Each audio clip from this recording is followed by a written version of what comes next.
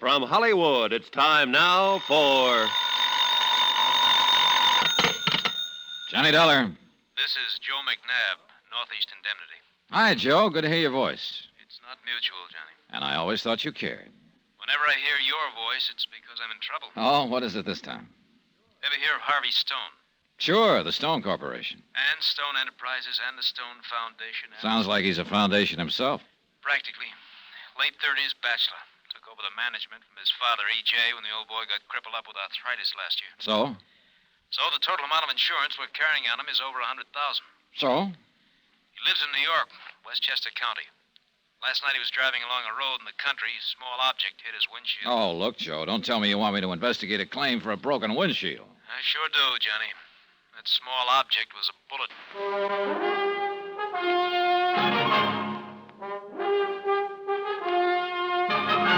Tonight and every weekday night, Bob Bailey in the transcribed adventures of the man with the action-packed expense account, America's fabulous freelance insurance investigator. Yours truly, Johnny Dollar.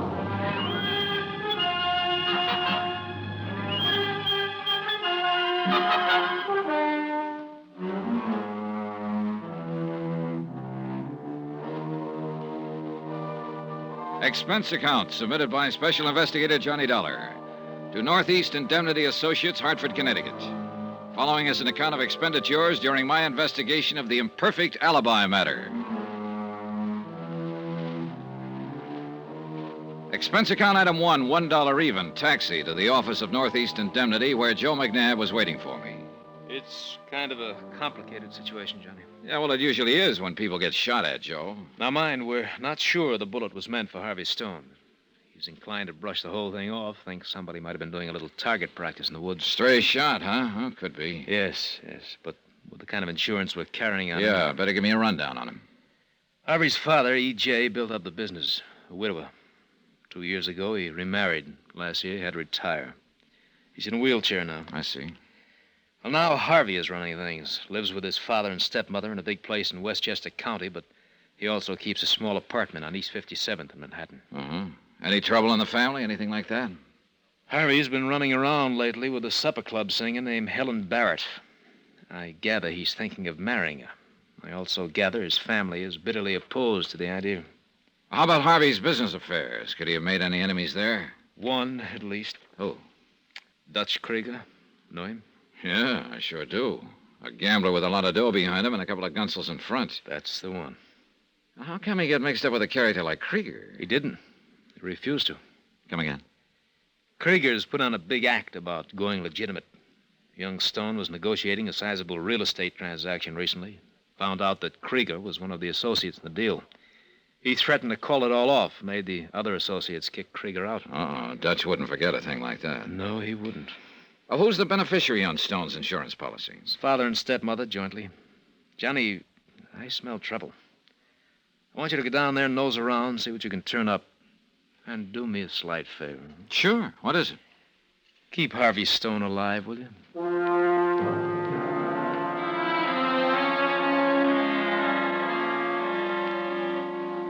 Expense account item 2, $12.50, transportation and incidentals to the Stone estate in Westchester County.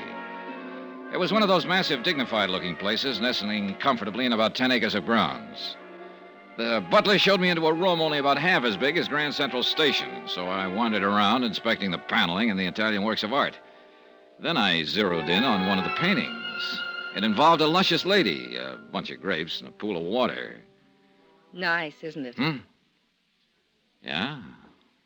The painting, I mean. Quite nice, isn't it? Oh, yeah, if you like grapes. You must be... I'm Mrs. Stone, Mr. Dollar. Daphne Stone. Mrs.? I didn't know the wedding had taken place. My, you are behind the times. It took place 2 years ago. Well, I'm Mrs. E.J. Stone. Oh, I'm sorry. Well, is your, stepson here? Harvey, he should be back any minute. He had to run into the city. But let me give you a tip, Mr. Dollar. Don't call Harvey my stepson in front of him. Oh. You see, he and I are just about the same age, and he's... Yeah, okay, I'll remember. How about Harvey's father? Is he here? Yes, My husband will be along in just a moment. He has to get around in a wheelchair now, but he's very stubborn. Won't let anyone push him. Well, Mrs. Stone, I think you know why I'm here. Yes, of course. About that absurd thing that happened to Harvey last night. Absurd? Well, isn't it ridiculous to think that it was an attempt on his life? After all, he will go tearing around these roads at night in his sports car. Probably someone out hunting. Is that what you think, Mrs. Stone? What else could it be? Nobody has any reason to kill Harvey. Everything harmonious here at home, I suppose. Of course. How about Harvey's plans to marry Helen Barrett? Oh, yes, that. That? Mr. Dollar, say, I'm getting a little weary of that name. It's Johnny, isn't it? Yeah. And Daphne. Johnny, let me give you another tip. You seem to be full of them. What's this one, Daphne? I wouldn't mention Harvey's fiancée to his father. Oh? Mr. Stone is quite violently opposed to the match. How about you, Daphne?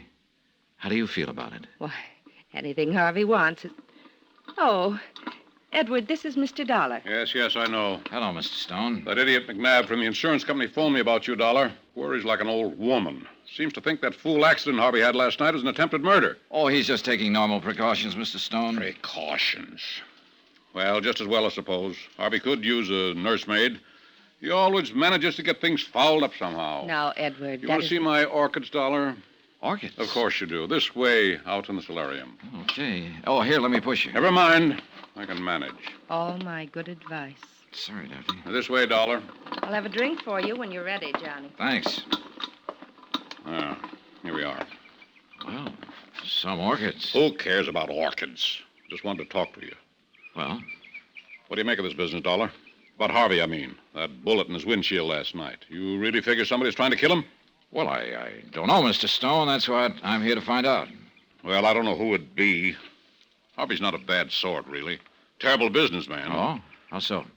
Oh, I could run the Stone Corporation better than he does from my wheelchair. He, doesn't do things your way, huh? Nothing's like it used to be. Everything's done differently now. Maybe it has to be. Has to be. Business is business. Yeah. Well, how about his fiancée? I suppose you disapprove of her, too. Helen Barrett? No, by golly, I've got to hand it to Harvey there. Don't quite know how he managed to land someone like her. Wait a minute. You mean you're not opposed to his marrying her? More power to him. Chip off the old block, I guess. What's that mean? Oh, I did the same thing. That's what. Picked himself a Broadway girl. You mean Mrs. Stone, Daphne? Right out of musical comedy. I see. How does she feel about Helen Barrett? Yeah, won't seem to warm up to her. Oh, well, how can you figure out a woman? Yeah, how can you? So it's Daphne that disapproves of Helen. Well, that's very interesting. Interesting. It's a nuisance. Here's your drink, Johnny. Oh, thanks, Daphne. Mr. Stone, you're not having any? No, that fool doctor of mine says no. Edward, you look tired. Perhaps you'd better rest. Tired? Who's tired? Well, then just one more question, Mr. Stone. What is it? Do you know of anyone who might want to kill Harvey? Once in a while, I sure would. Edward. I tell you, when I think of how he's running that business into the ground, I could wring his neck. Edward, it's no time for jokes. Johnny, this whole thing is ridiculous. Harvey hasn't an enemy in the world. Well, have you gotten me nicely taken apart by now, people? Oh, Harvey, dear. Hello, Daphne. Father? This is Dollar, Harvey. Jimmy, isn't it? Johnny. Yes, I heard Mr. Dollar was coming. And why? How are you? You look tired, Harvey. Let me fix you a drink. Thanks. Darling. Thanks, darling. Ha. You know, Dollar, sometimes I wonder which one of us is married to Daphne. That was a perfectly charming thing to say, Edward. Yes, Father, you seem to be in unusually good form tonight. This is for the benefit of our guests, no doubt. Look, if I could just talk to you for a moment, Harvey. Oh, don't mind these little exchanges, Johnny. If you're around this place very long, you'll get used to them. Good night. Good night. Father? Mr. Stone. Like a drink now, Harvey? Oh, never mind, Daphne. I can manage. All right. I'll go on up then. I hope we'll be seeing you again, Johnny. Oh, you probably will. Good night. I'm sorry about that business with Father just now, Johnny. Most of the time, he thinks it's fine that Daphne and I get on so well together, but sometimes he doesn't. I suppose now he's in the wheelchair, he feels the difference in their ages even more. Yeah. And ever since I've taken over the management of the corporation, well, I'm sure he must have made it very clear he doesn't approve of my policies. And he's probably right. Oh? Well, my heart's not in it, really, but somebody had to take over. Look, Harvey, you said you knew why I was here. Oh, sure. About that silly business last evening. Well, what exactly happened? Well, I have a new sports car that I'm fond of.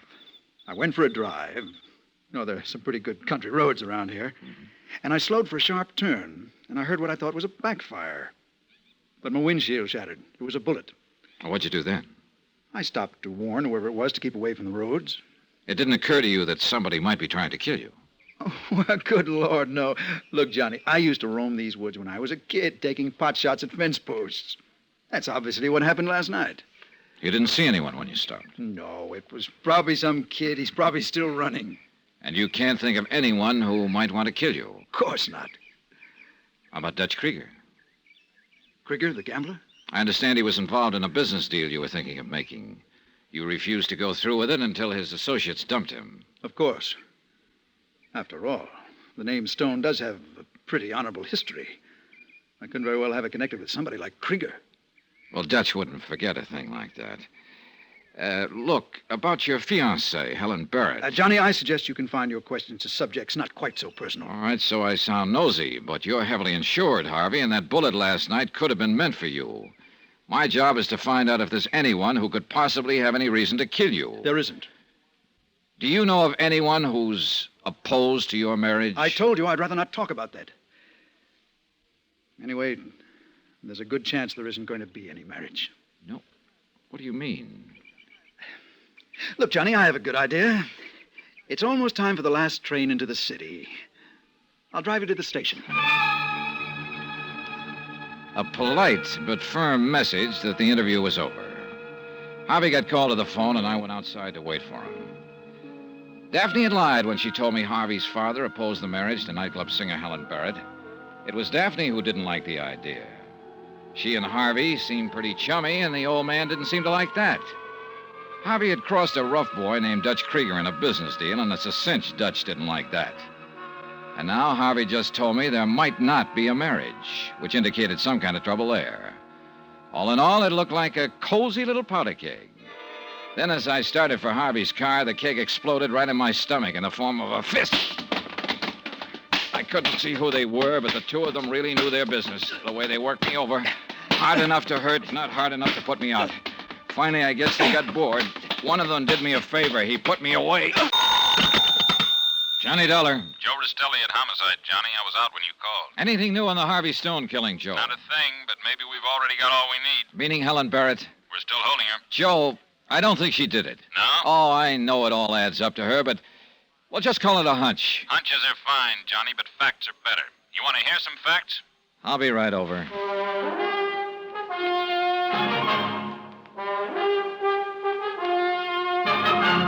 Tonight and every weekday night, Bob Bailey in the transcribed adventures of the man with the action-packed expense account, America's fabulous freelance insurance investigator. Yours truly, Johnny Dollar.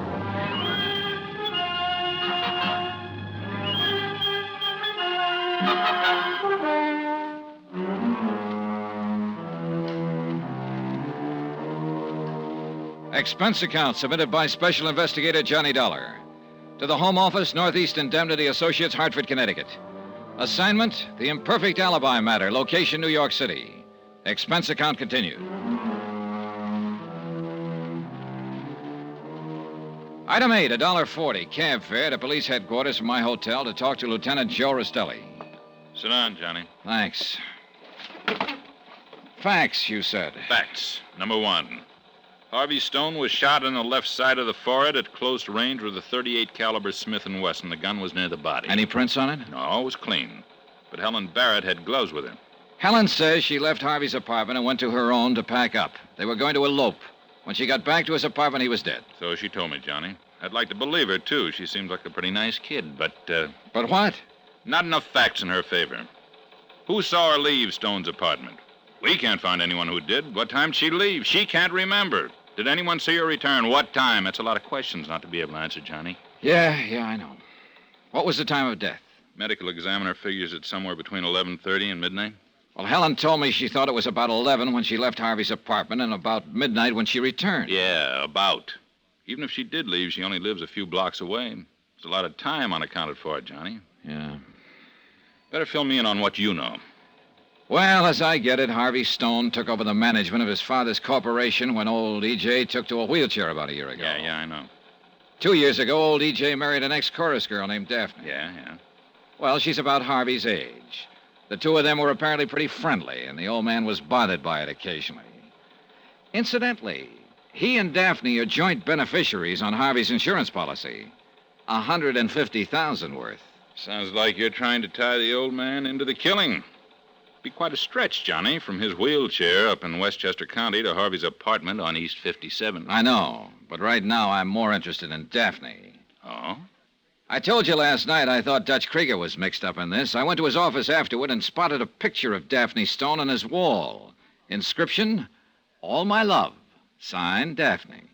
You think Daphne got Dutch to do her and himself a favor, huh? That's a possibility, isn't it? Sure, it's a possibility. Trouble is, there are all kinds of possibilities. Right now, I got to stick with a probability. Helen Barrett. Uh-huh. How are you doing on motive for her? Not good, not bad. We know there was some question as to whether they were going to be married or not. Helen says the hesitation was on her part. But suppose it was the other way around. Harvey decided not to go through with the marriage? Yeah. Getting cut out of the Stone money would hurt some girls plenty. Maybe this was her way of getting even with him for breach of promise. You know, Joe, for a guy who loves facts, seems to me you're edging over into hunches, too. Well, I admit it isn't a closed case by a long shot. So let's get back to facts. Harvey was shot in the forehead with a .38 Smith & Wesson sometime between 11:30 and... Excuse me. Rastelli speaking. Who? What about? Oh, well, send him in. Somebody wants to see me about the killing. Oh? You Lieutenant Rastelli? That's right. You're handling the Stone killing? Trying to. I want to talk to you about it. Sit down. Thank you. What's your name? Gentry. Alvin Gentry. So what about the Stone killing? I killed Harvey Stone. What? Let's have that again. I said, I killed Stone. I want to make a statement. Why did you kill him? He was making a play for my girl. I didn't like it. Your girl? You mean Helen Barrett? Who? Helen Barrett, Harvey Stone's fiancée. No, I don't know her. I mean my girl, Doris, a hat check girl at Barney's. Well, go on. Well, Stone was on the make for her. Every time he came in Barney's, he'd make a play for her. I told him to lay off, and he wouldn't. He asked her to go away with him. I went to his apartment, I killed him. How'd you kill him? I shot him. Where? I told you, in his apartment. I mean, where did the bullet hit him? Oh, in the chest. What kind of gun did you use? 45 Colt. What'd you do with the gun? I threw it in the river. Okay, Gentry, get out. What? I said get out. But I told you. Yeah, you told me all right. Now I'm telling you, get out. Look, I don't understand. I'll tell you what you do. You just go on out of here and think it over. When you come back with a few facts straight... Facts? Yeah, like the caliber of the gun and where Stone was shot and the location of the gun. You get the facts straight and I'll be glad to listen to you. Now get out. Okay. Confessing Sam #1. Yeah, there's always a string of them. That's one reason we don't usually release the caliber of the gun to the papers, to help weed out these confessing Sams. Wonder why they do it. A psychiatrist was explaining it to me once. Something to do with repressed feelings of guilt, I think he said. Next one will probably say he stabbed Harvey Stone with a letter opener. Yeah. Well, I'm going to run out and have a talk with Daphne. Rastelli speaking. What? Now, look, Mike, you take the statement, huh? Thanks. Well, I was wrong about the letter opener, Johnny. Oh? We got a guy now who claims he used a razor on Harvey. Slit his throat from ear to ear. As I left, I spent about 3 minutes feeling sorry for Rastelli and his crank confessions, but then I dropped that routine and started feeling sorry for my own problems. The case against Helen Barrett looked pretty bad, but I still kept thinking of Daphne Stone's picture in Dutch Krieger's office. Expense account item 9320, transportation to the Stone estate in Westchester County. I was shown into the king-size drawing room again to wait for Daphne. But then I saw a very interesting sight that wiped Daphne out of my mind for a moment. It was old E.J.'s wheelchair at the door to the solarium. And what was unusual about it was that it was empty. I edged toward the door. Then I got a glimpse of E.J. puttering around his orchids. He spotted me, though, and hobbled quickly to his wheelchair. With an abrupt wave, he wheeled into the hall and out of sight. A couple of minutes later, in came Daphne. Hello, Johnny. Daphne? Look, you said it was important that you talk to me, but I really don't feel much like talking after what's happened. I'm sure you understand. I think so. How's E.J. taking it? My husband is reacting as I suppose any father would who'd just lost his son. He's bewildered and hurt. You didn't tell me E.J. could navigate without his wheelchair. I saw him a minute ago inspecting his orchids. The wheelchair was parked near the door. I didn't think it was important, Johnny. It's true he can be out of his chair for short periods, but it's rather uncomfortable for him. Out of his chair for how long? Not long enough to get into New York and back, if that's what you're wondering. Thanks. You told me it was E.J. who was opposed to Harvey's plans to marry Helen Barrett, but I found out that you were the one who was fighting it. I suppose it was foolish of me to pretend otherwise. I guess I just didn't want you to get any wrong ideas. About what? About the reason I opposed it. What's the right idea? The name of Stone means something, Johnny. Dignity, tradition, breeding.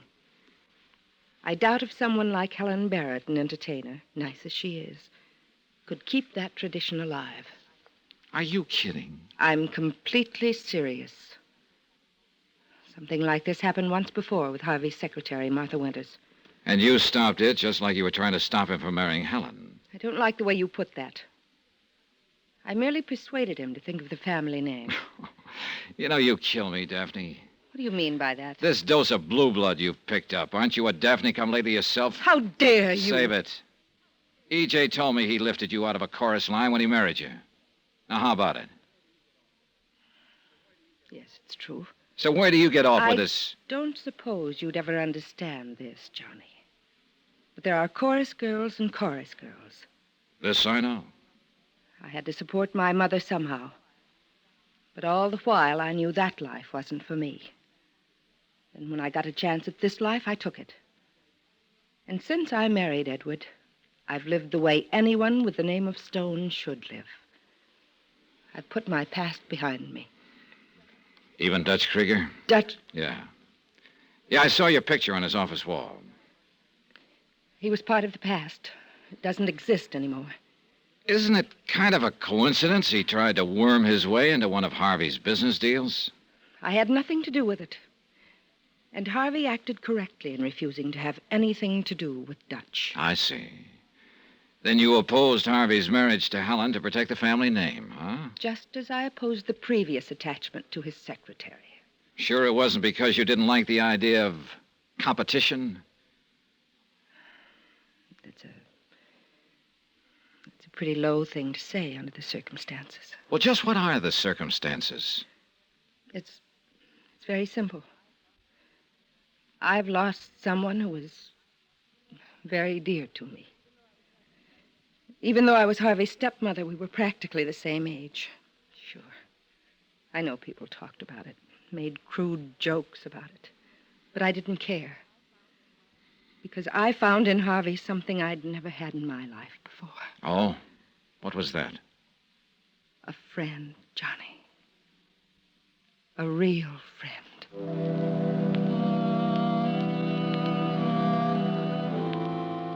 I went back into the city.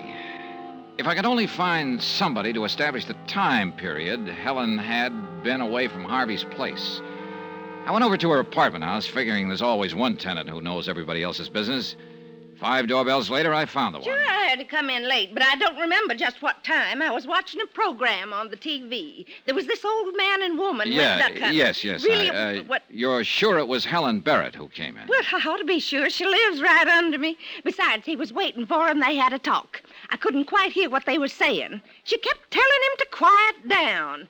Well, I wasn't really paying any attention. It was... No, of course not. You said he was waiting for her. Who do you mean?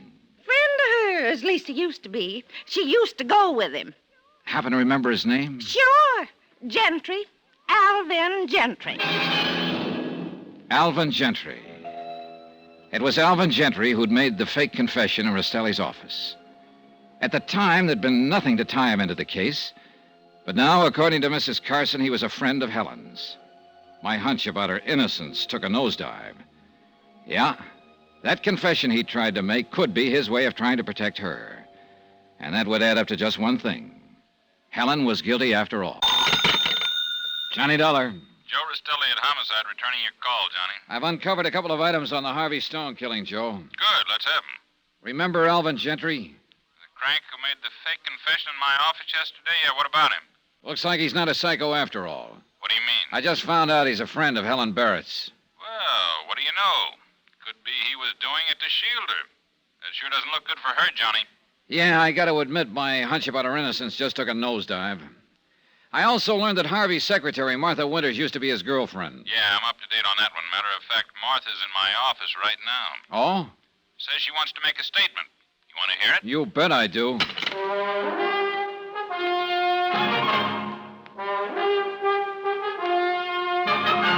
Tonight and every weekday night, Bob Bailey in the transcribed adventures of the man with the action-packed expense account, America's fabulous freelance insurance investigator. Yours truly, Johnny Dollar.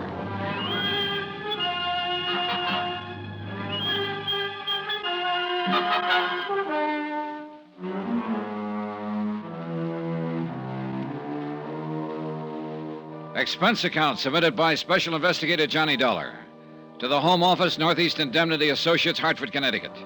Assignment, the Imperfect Alibi Matter, location, New York City. Expense account continued.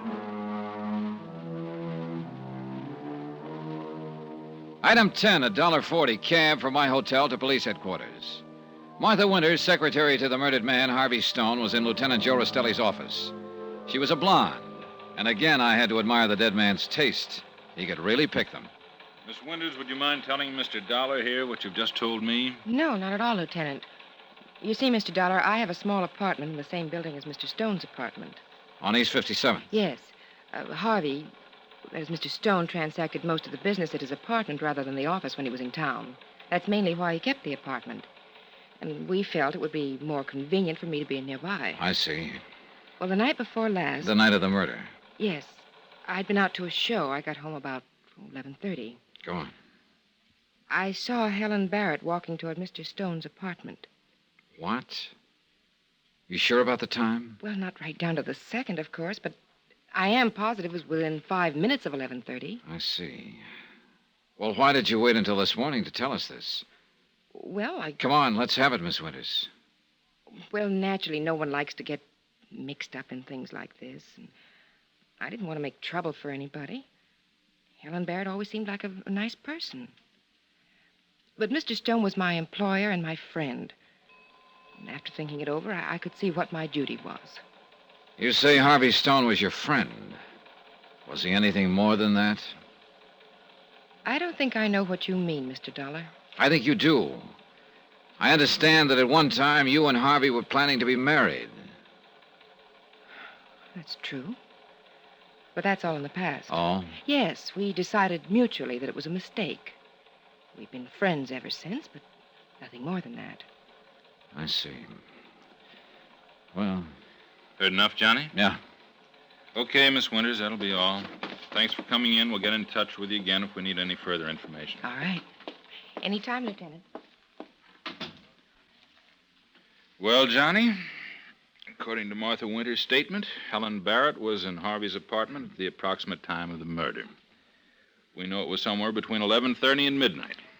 Helen said she left Harvey's apartment around 11 to go home and pack. They were going to elope. When he didn't come for her, she got worried. She went back to his apartment around midnight, found him dead. But that story won't hold water if Martha's telling the truth. Yeah, if. You don't sound convinced. Are you, Joe?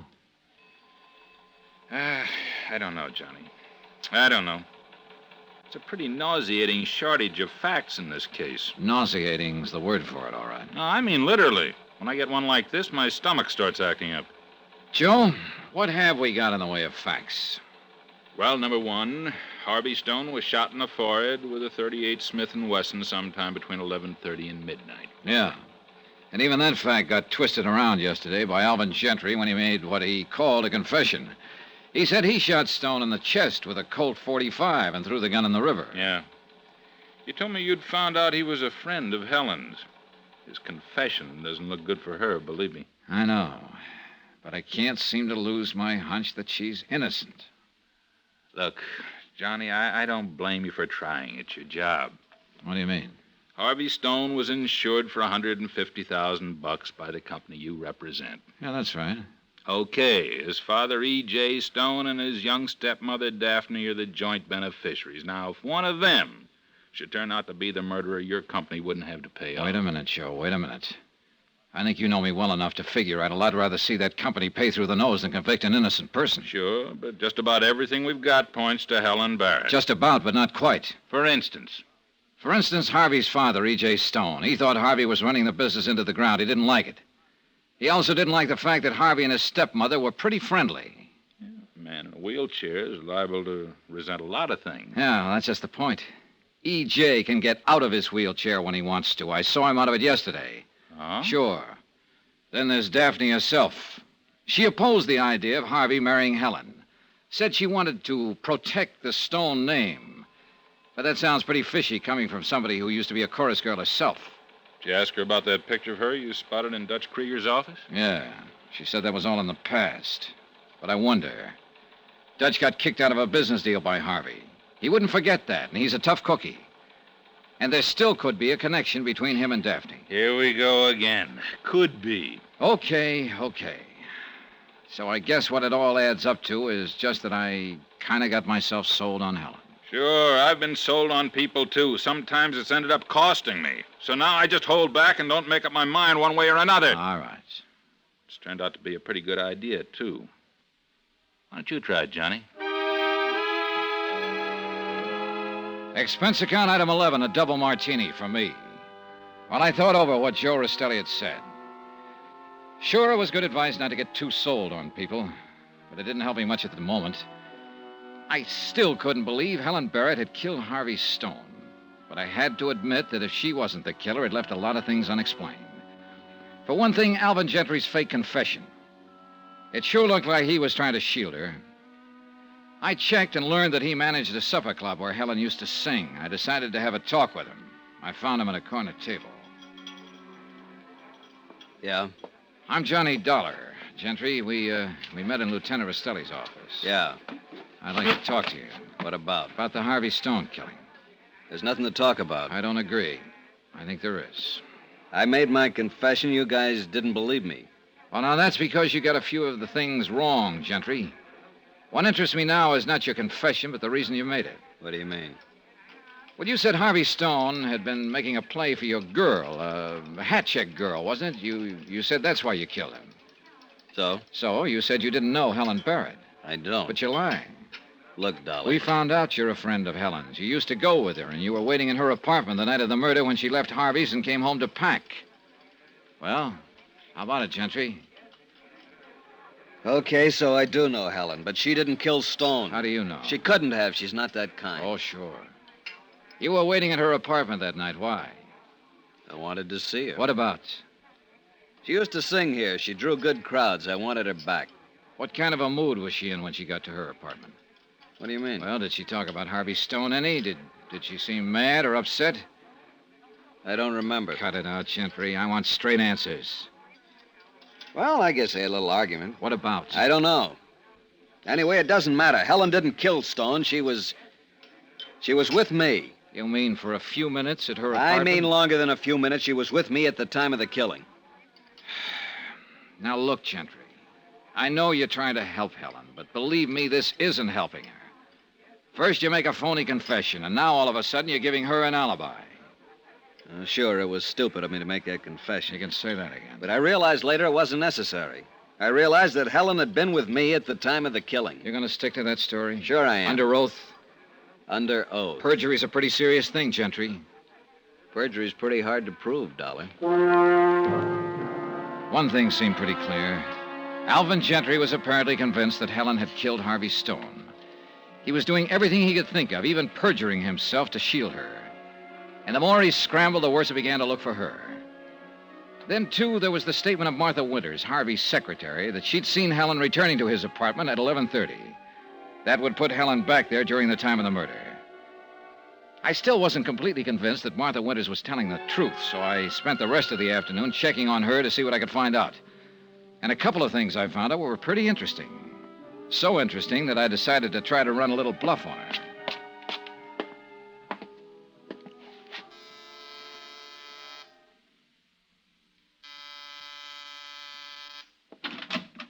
Oh, Mr. Dollar. Hello, Martha. I'd like to talk to you. Well, I was just on my way out. Well, this won't take long. All right. Please come in. Thanks. Well? It's about that statement you made to Lieutenant Rastelli this morning. Oh? Well, I really haven't anything more to add to it, Mr. Dollar. Look, I'm sorry, but I have an engagement now. Yeah. You told us this morning that you and Harvey Stone used to go together. But you called it off and were just friends after that. Yes, that's right. Now, look, Mr. Dollar, But that isn't the story I picked up at the office of the Stone Corporation a while ago, Martha. The office? Now, what right have you to go snooping around that office? Sorry, Martha, but snooping's my business. And you know, you pick up a lot of interesting information that way. Well, if you're going to listen to office For instance, gossip... I found out it was Harvey who called off the deal with you. No. And you've been carrying a torch for him ever since. There've been a couple of nasty scenes about it. That's a lie. Matter of fact, once or twice he'd almost made up his mind to can you, but each time he decided not to. Lies, all of it. Okay. We'll let that go for a minute. Now, about your statement this morning. Mr. Dollar, I haven't time to stand here and repeat what I've already said. That's where you're wrong, Martha. You've got time to hear this. You'll take time. Well, what is it? You said you saw Helen heading for Harvey's apartment at 11:30. Yes, I did. Where were you at the time? Why, here? In your apartment here? But your apartment's around the corner of the hall from Harvey's. Well, How could you have seen her from here? Well, I didn't mean I was in my apartment. I was at the entrance, just coming in. The front entrance, huh? Yes. But Helen came in the side entrance. You couldn't have seen her from the front. But she's lying. Anyway, I hadn't reached the front entrance yet. I was outside. Sorry, Martha. The doorman and the cop on the beat both would have seen Helen. I tell you... lied, didn't you? No. You didn't see her at all.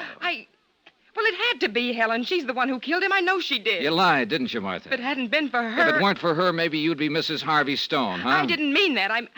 I meant Harvey'd still be alive. I just didn't want her to get away with it. You lied, Martha. You didn't see Helen at all. Yes, I lied, Mr. Dollar. I lied.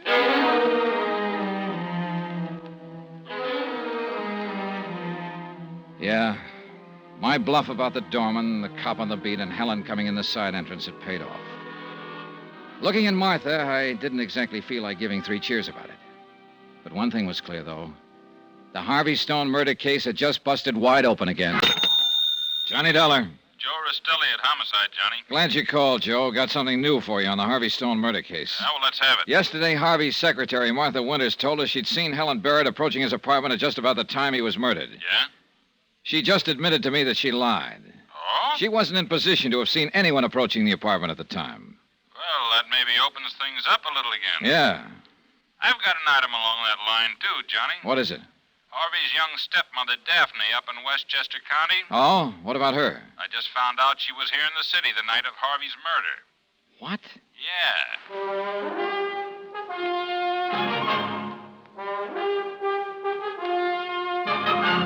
Tonight and every weekday night, Bob Bailey in the transcribed adventures of the man with the action-packed expense account, America's fabulous freelance insurance investigator. Yours truly, Johnny Dollar.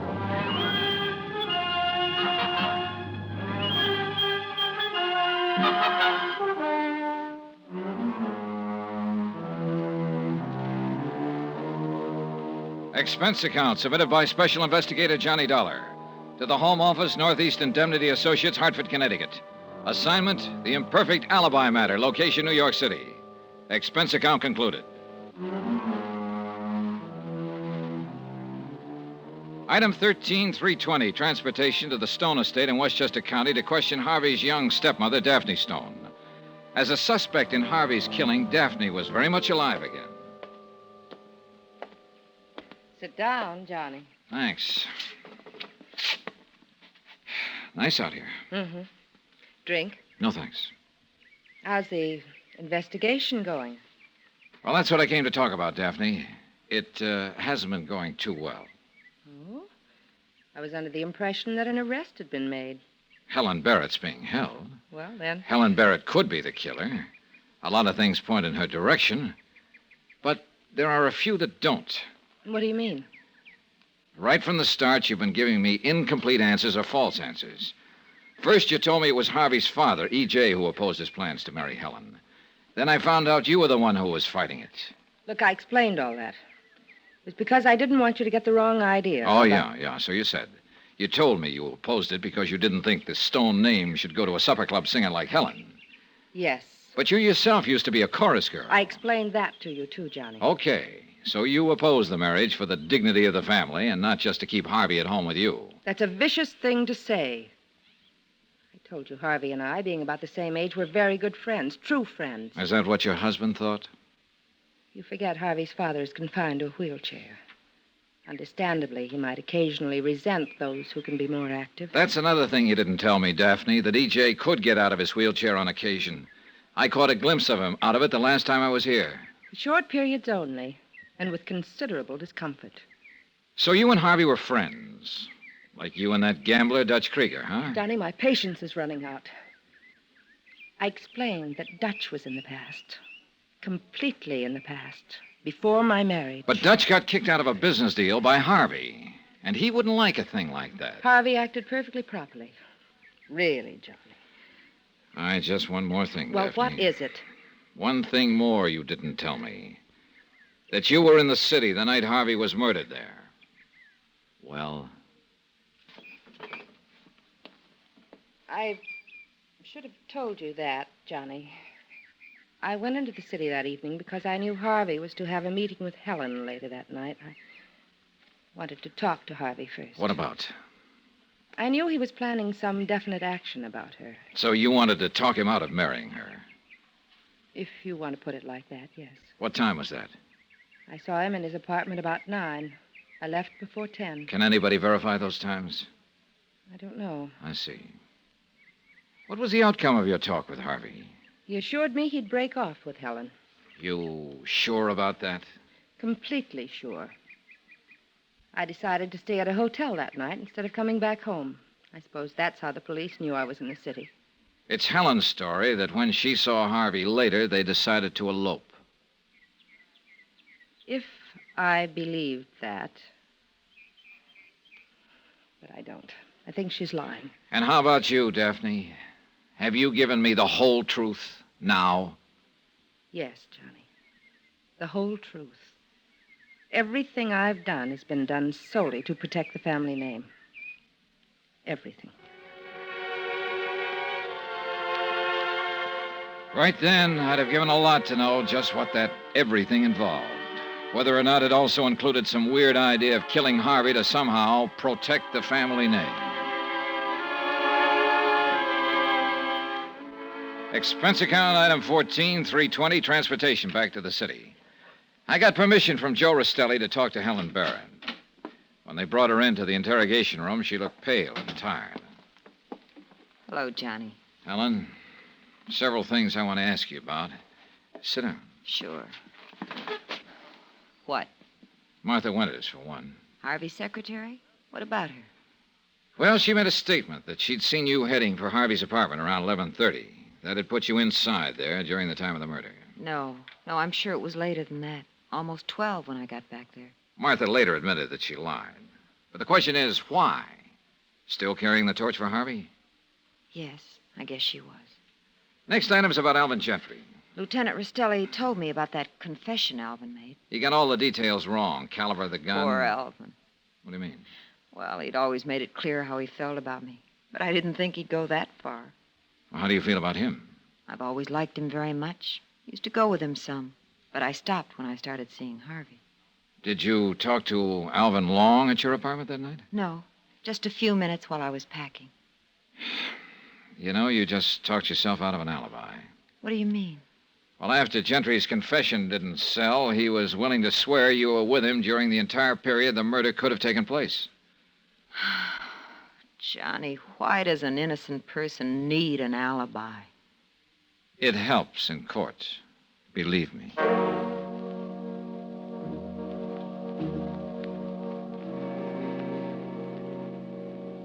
Well, how'd you make out with Daphne and Helen, Johnny? Joe, remind me never to get involved with show people again. They make their living putting on an act, and I'm just country boy enough not to be able to tell the difference once in a while. They both gave you nice, straight stories, huh? Oh, yeah, sure. Real sincere. Look me right in the eye, both of them. But one of them was lying, huh? Daphne said Harvey told her he'd break off with Helen, but Helen says the two of them were planning to elope. Of course, Harvey might have changed his mind after talking to Daphne. Yeah, but that's something we're not going to be able to confirm now. No. Johnny, it's a cinch Alvin Gentry's convinced that Helen's guilty. I think he's holding back something.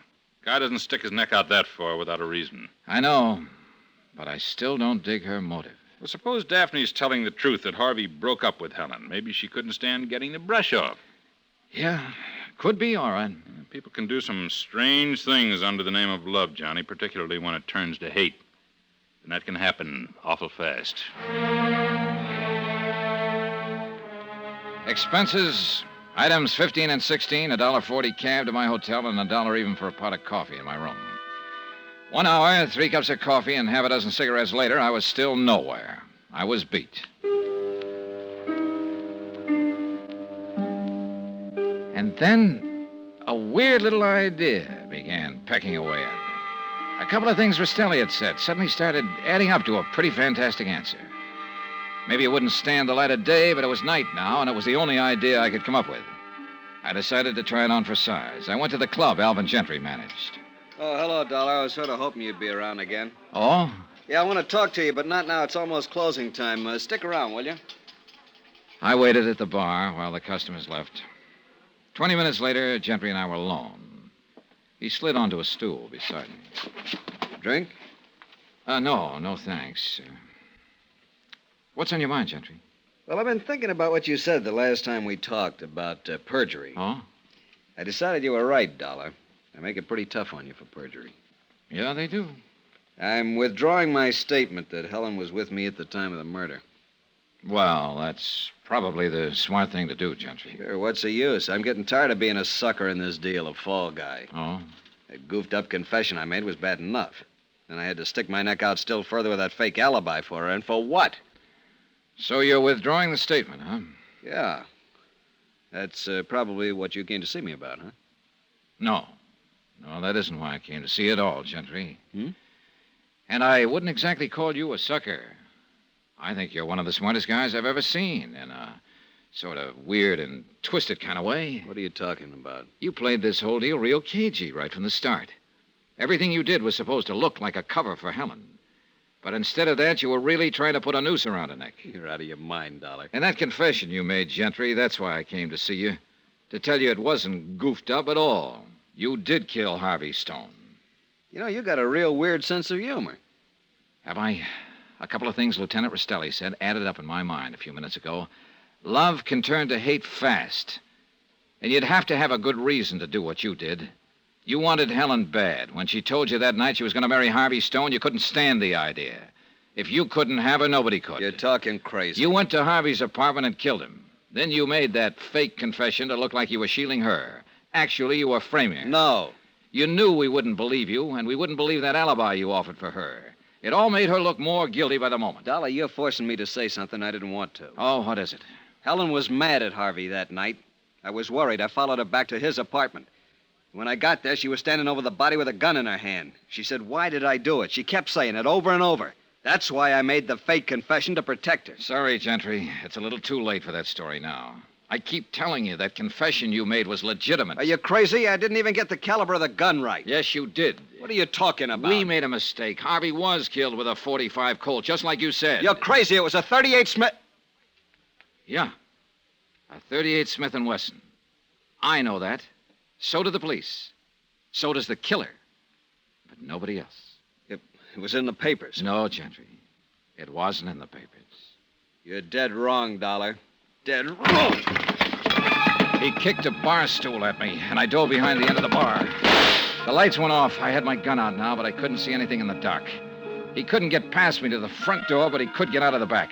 I had to locate him fast. Then my hand touched an ashtray at the end of the bar. I picked it up and tossed it toward the center of the room. I spotted the flash of his gun. Now I had him pegged.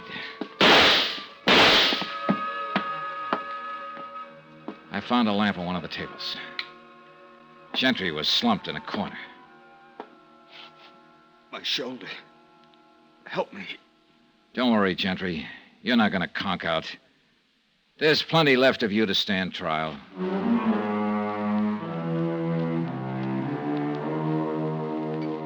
Final item on expense account, $12.80. Transportation and incidentals back home. Total expenses, $192.40. Rastelli arrived in response to my call and had Gentry carted away. Helen Barrett was released from custody. Remarks? Here I thought Dutch Krieger was the gambler in the case. But the little game of winner-take-all that Gentry'd been playing was just about the weirdest I'd ever heard of. I thought about him up there in the death house at Sing Sing and realized that the big trouble with that kind of gamble that he was taking is that the loser's seat can get awfully hot. Yours truly, Johnny Dollar.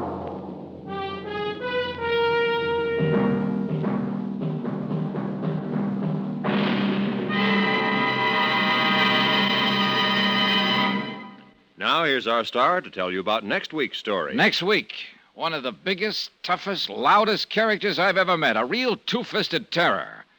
And her name is Meg McCarthy. Join us, won't you? Yours truly, Johnny Dollar. Yours truly, Johnny Dollar, starring Bob Bailey, is transcribed in Hollywood. Written by Robert Reif, it is produced and directed by Jack Johnstone. Heard in our cast were Virginia Gregg, Tony Barrett, Shirley Mitchell, Will Wright, Chet Stratton, Ted Vicorsia, Barney Phillips, Lillian Baeff, and Harry Bartell. Musical supervision by Amerigo Marino. Be sure to join us on Monday night, same time and station, for another exciting story of yours truly, Johnny Dollar. Roy Rowan speaking.